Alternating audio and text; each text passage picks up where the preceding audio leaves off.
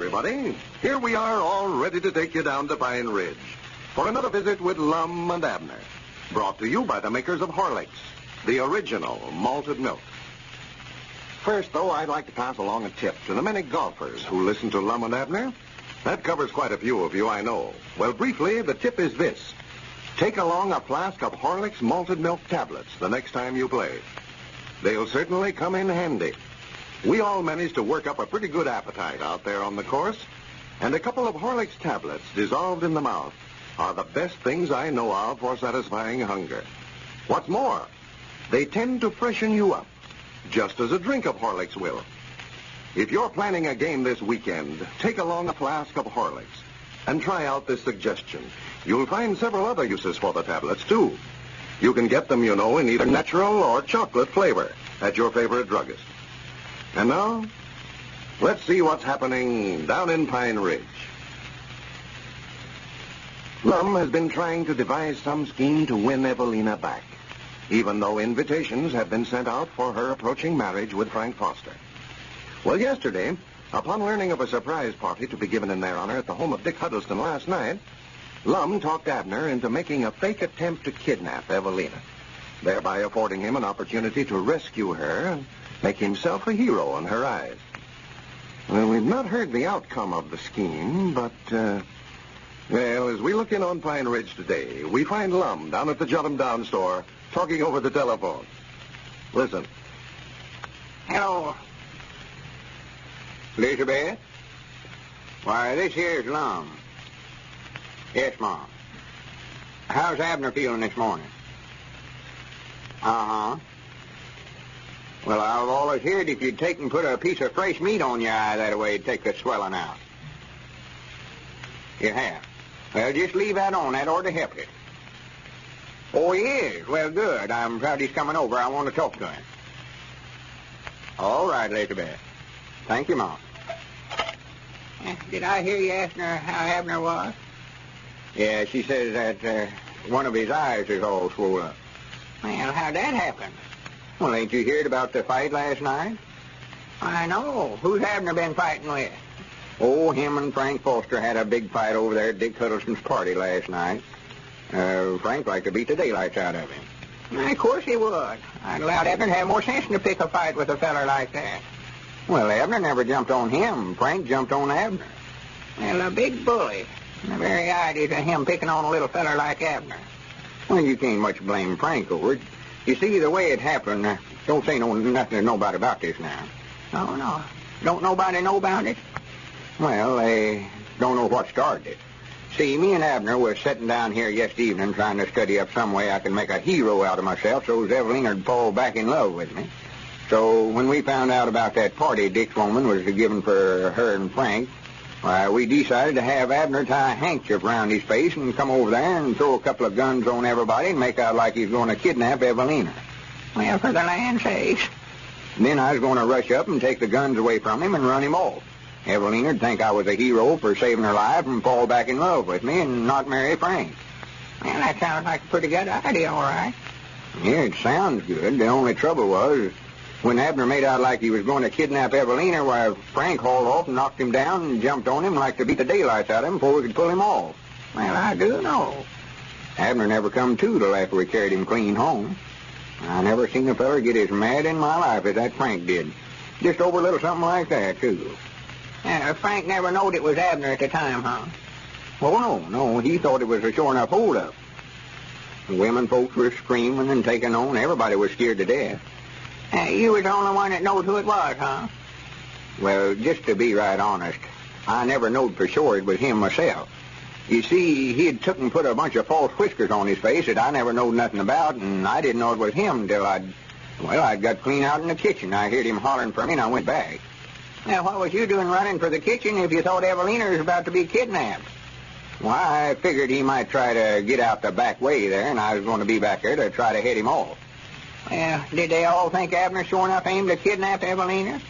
Oh, no. After it's all over and we'd carried Abner home, I got up and told them it was just a little prank Abner was pulling on Frank and Evalena to have a little fun out of them. I told them that Abner explained it all to me after he come to. I reckon Frank felt bad about it after he found out it was just a joke. Wait a minute, here comes Dick Hullison. Don't let on to him now that I know anything about it at all. I don't want him to know I had a thing to do with it. No, I won't say nothing. I don't blame you, though, since it never worked out so well. Well, Abner's the one that got things mixed up by putting on that disguise to where I never know who it was. Wait a minute.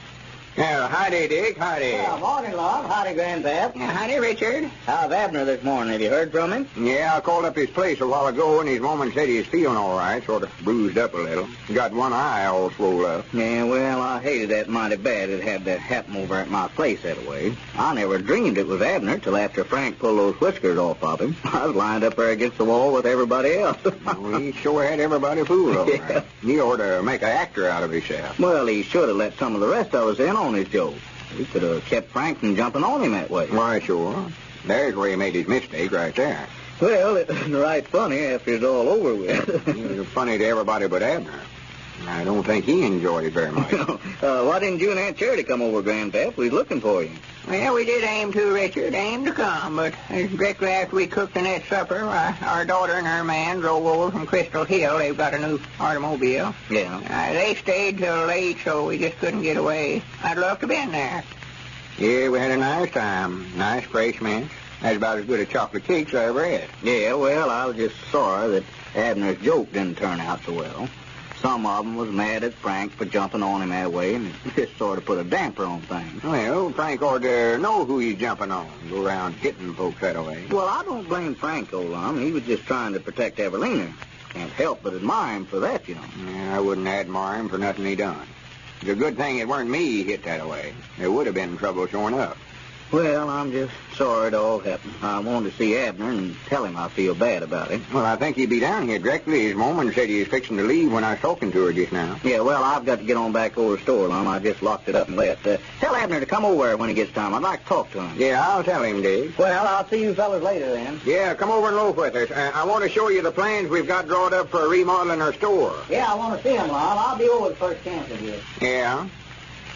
Yeah, Lum, if you're going to be here for a little spell, I'll take that batch of groceries on over to the widow Abernathy's. Yeah, go ahead, Grandpap. I'll stay here. I ain't finished filling the order yet. Some stuff she wanted here we ain't got. We're clean out of baking powders. Well, I better put that down on the list then. I've got to order some stuff next time Golf's drummer's out here.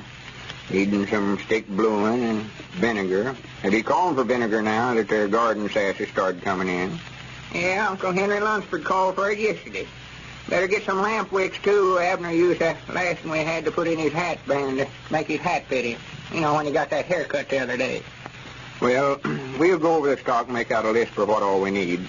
Some of the stuff we're out of, we can just substitute. Like, wait a minute. Here comes Abner. Yeah, Dick ought to waited. Yeah? He don't feel pretty good. You can tell the way he's poking along there. Yeah, I hope he don't think that's my fault the way things turned out last night. Can't help but feel a little bad about it, on account of it being my idea to start with. Well, Dick never seemed suspicion that you had anything to do with it, Lum. No, nobody never asked me, and of course I never said whose idea it was to start with. Well, howdy, Abner. How you feeling? Don't speak to me. I don't want to have a thing to do with you. Well, now, here, don't start blaming me for what happened last night. It was your own fault. My fault? Why, sure it was. Well, I'd like to know how you figure that. You're the one that put me up to it. Well, yeah, it was my idea for you to go in there and make out like you was going to kidnap Evalena, but I never knowed you was going to put on them whiskers and all that stuff to where I wouldn't know you. Sassy fresh. You got a pretty bad-looking eye there, Abner. Black as a hat. Yeah, this big lummox here stood there and let Frank Forster jump on me and beat me half to death. Well, Abner, I told you I never knowed for sure it was you. I wasn't going to jump out there and start no fight with a sure-enough robber and him with 2 guns in his hand. Well, that's what Frank done. Yeah, I know it. Folks was bragging on him how brave he was. Well, that's the last time I'll ever try to help you.